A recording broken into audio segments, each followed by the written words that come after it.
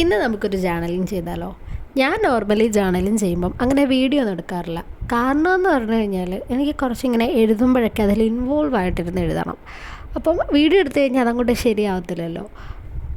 പക്ഷേ ഇന്ന് ഞാൻ നമ്മുടെ യൂട്യൂബ് ചാനൽ അപ്ലോഡ് ചെയ്യാൻ വേണ്ടിയിട്ടാണ് ജേർണലിങ് ചെയ്യുന്നത്. ഞാൻ ആദ്യം തന്നെ ഈ പിക്ചേഴ്സൊക്കെ വരച്ചു കൊടുക്കും. പലരും പല രീതിയാണല്ലോ എഴുതുന്നത്. അപ്പം നമ്മുടെ കയ്യിലുള്ള സാധനമൊക്കെ വെച്ചിട്ട് ചെയ്യാനാണെങ്കിൽ ഇതൊക്കെ പറ്റത്തുള്ളൂ.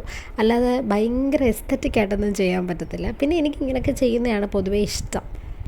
അപ്പം എനിക്ക് അത്യാവശ്യം കുഴപ്പമില്ലാതെ ഇതുപോലത്തെ സംഭവമൊക്കെ വരയ്ക്കാൻ അറിയാമെന്നാണ് എൻ്റെ ഒരു വിശ്വാസം. അപ്പം അതുപോലൊക്കെ വരച്ച് പിന്നെ അതെല്ലാം ഒന്ന് കളറൊക്കെ ചെയ്ത് കൊടുക്കും.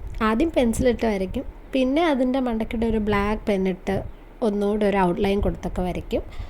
പിന്നെ അത് കളർ ചെയ്തെടുക്കും. പിന്നെ നമ്മുടെ കയ്യിലുള്ള വാഷി ടേപ്പും സ്റ്റിക്കേഴ്സും എല്ലാം ചറപറാന്നങ്ങ് ഒട്ടിച്ചു കൊടുക്കും. അതിനുശേഷം ഓരോന്നോരോന്നായിട്ട് നമുക്ക് പോസിറ്റീവായിട്ടുള്ള കാര്യങ്ങളില്ലേ, ഞാൻ ഈ പിൻട്രസ്റ്റ് നോക്കിയിട്ടാണ് കൂടുതൽ എഴുതുന്നത്. അങ്ങനെ എന്തെങ്കിലുമൊക്കെ എഴുതി വെക്കും. ഈ പിക്ചേഴ്സ് എല്ലാം ഞാൻ പിൻട്രസ്റ്റ് നോക്കിയാണ് കേട്ടോ വരയ്ക്കുന്നത്. എനിക്കല്ലാതെ സ്വന്തമായിട്ട് അങ്ങനെ വരയ്ക്കാനുള്ള കഴിവൊന്നുമില്ല. എല്ലാം നോക്കി മാത്രമേ ഉള്ളൂ. പിന്നെ എനിക്കറിയാം ഈ വീഡിയോയിൽ കുറച്ച് ക്ലാരിറ്റിയുടെ എന്തോ ഒരു പ്രശ്നമുണ്ട്. അത് എടുത്തപ്പോൾ എന്തോ പറ്റിയതാണെന്ന് എനിക്കറിയത്തില്ല. അങ്ങനെയൊക്കെ ആയിപ്പോയി. പിന്നെ നമ്മുടെ വാഷി ടേപ്പ് കണ്ടപ്പോഴാണ് ഞാനൊരു കാര്യം പറയാൻ ആലോചിച്ചത്. ഞാൻ കൂടെ 3 വാഷി ടേപ്പ് വാങ്ങിക്കാനാണ് കടയിൽ പോയത്. പിന്നെ വേറെ കുറേ സാധനങ്ങളും കൂടെ ഒക്കെ വാങ്ങിക്കാൻ. എന്നിട്ട് നമ്മൾ ബില്ലടിച്ച് വന്നപ്പം 34 വാഷി ടേപ്പിൻ്റെ ബില്ലാണ് അവർ അടിച്ച് വെച്ചിരിക്കുന്നത്. കാരണം ഞാൻ വേറെ ഒരു ചേച്ചിയുടെ കൂടെ പോയത്. ആ വീഡിയോ ഞാൻ ഇതിലിട്ടിട്ടുണ്ടെന്ന് തോന്നുന്നു നമ്മുടെ ചാനലിൽ. അപ്പം ആ ചേച്ചിയും കുറേ സാധനം വാങ്ങിച്ചുകൊണ്ട് ഒരു വലിയ ബില്ല് വന്നത്. പിന്നെ നമ്മൾ അത് ഡിവൈഡ് ചെയ്യാൻ വേണ്ടിയിട്ട് നോക്കിയപ്പോഴാണ് സംഭവം അറിയുന്നത്.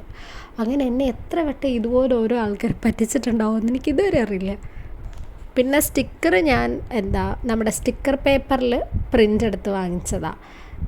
50 രൂപ ആയിട്ടുള്ളൂ.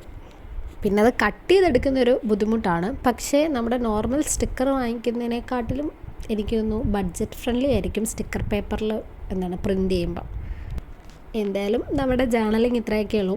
ജേർണലിങ് ഇഷ്ടമുള്ള ആൾക്കാർ എന്തായാലും ലൈക്ക് ചെയ്യുക, കമൻറ്റ് ചെയ്യുക,